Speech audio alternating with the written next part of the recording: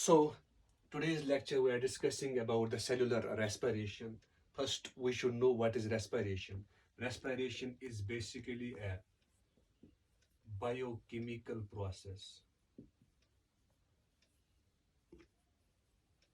in which food is oxidized and break down to produce energy. So, the oxidation of food or the breakdown of food to produce energy is said to be respiration. Whenever we are discussing the cellular respiration, there are basically four steps in respiration. The first step is said to be glycolysis, and the second step is Krebs cycle, and the third step is said to be ETC, electron transport chain. Now, the fourth and the last step is said to be oxidative phosphorylation. Respiration is basically of two types. It is aerobic as well as anaerobic. Aerobic means whenever we are oxidizing the food or we are breakdown the food in presence of oxygen. Here oxygen is present. Oxygen is involved for the breakdown of food. Anaerobic respiration where oxygen is not required without oxygen. This anaerobic respiration takes place in yeasts while fermentation takes place to produce ethyl alcohol, and it also takes place in the muscle cells while there is least oxygen or no oxygen to produce lactic acid. Now, either it is aerobic or anaerobic respiration. The first step is said to be glycolysis. That's why glycolysis is said to be the common step which is present in both aerobic and anaerobic respiration. So, it's the first step. Its site is cytoplasm. It takes place in cytoplasm. Glycolysis means glyco stands for glucose and lysis means breakdown. Here we are breaking down the glucose. Now we have glucose C6H12O6. It is to be broken down into two molecules of pyruvic acid or pyruvate.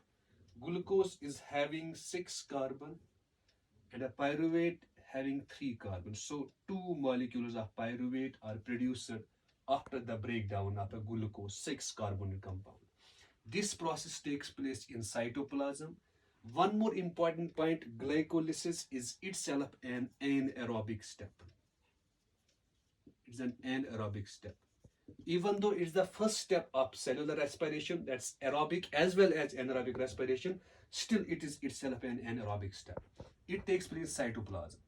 The second step is Krebs cycle, where this pyruvic acid, the pyruvic acid which has been produced after the breakdown of glucose, this pyruvic acid first changes into acetyl coenzyme A, and this acetyl coenzyme A then enters into the Krebs cycle. The pyruvic acid which we have produced in glycolysis, it undergoes oxidative decarboxylation, which we study in next lecture. The acetyl coenzyme A which have been produced here, it enters into the Krebs cycle. Now, the Krebs cycle also takes place in mitochondria. Its site is mitochondria. After Krebs cycle, the third step we have electron transport chain. It is taking place also in the inner membrane of mitochondria.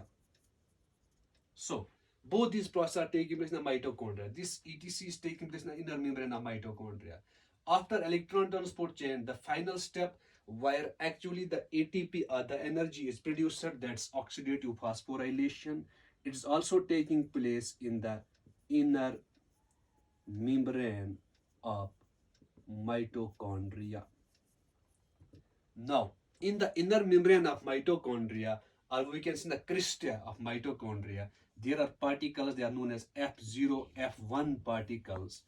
These particles are very essential where we have an ATPase pump and where ATPs are generated. The main motive of cellular respiration is to produce ATP. This ATP production takes place ultimately in the final step, that's in the oxidative phosphorylation. This step is also taking place in the inner membrane of mitochondria, where there are F0, F1 particles. It is having a pump that's said to be ATPase pump. This ATPase pump is required for the production of ATP. So in all, we are summing up it. The cellular respiration has four steps. The step number first is glycolysis. Step number second is Krebs cycle. Step number third is electron transport chain, and the step number last is oxidative phosphorylation. The first, glycolysis, is a common step, whether it is aerobic respiration or anaerobic respiration. Then I have told you that this anaerobic respiration takes place in yeasts, where the process is said to be fermentation to produce ethyl alcohol, and this also takes place in the muscle cell of humans, which causes muscle fatigue due to the release of lactic acid. I have told you lactic acid is also produced in the muscle cell of humans. That's all we will discuss in next lecture.